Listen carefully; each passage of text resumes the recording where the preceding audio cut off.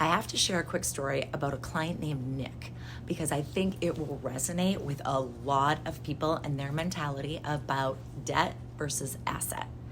So Nick is relocating to Minnesota from Arizona, loves his house in Arizona, and wants to eventually get back to Arizona.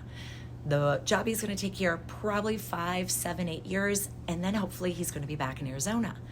So we were talking about his approval. We did approve him non-contingent, which means he does not have to sell that home there. But he said, well, I think I just want to sell it anyway. I said, why? He said, I want to put a big down payment. I don't like debt. And I said, okay, have you ever thought about renting that home? Since you love it and you actually want to get back to it at some point. He's like, yeah, I'm just not sure how that all works. I said, okay, I get that. But if you figured out how it worked, what do you think you could rent it for? And he said, well, ironically, my next door neighbor rents their house for $3,600 a month. Like, that's a lot. I don't know if I'd feel comfortable renting it at that level. And I said, totally understand.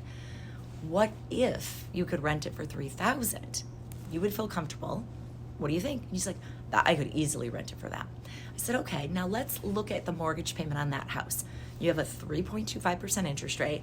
Your monthly payment, including taxes, insurance, everything, is $1,500 a month. So if you rent it for $3,000, that's $1,500 a month in additional money coming into your household every single month. So I would challenge you that home is not a liability. It now could act as an asset. And now let's fast forward to the house over here, because you don't like debt, but now I don't have a huge down payment to put down.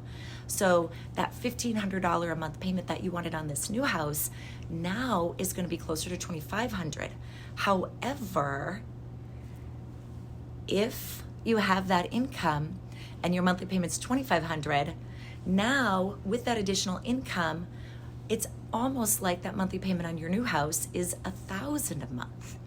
So do you see how renting that, keeping it, because you eventually want to get back there, could really make your situation almost a better situation than if you sold it?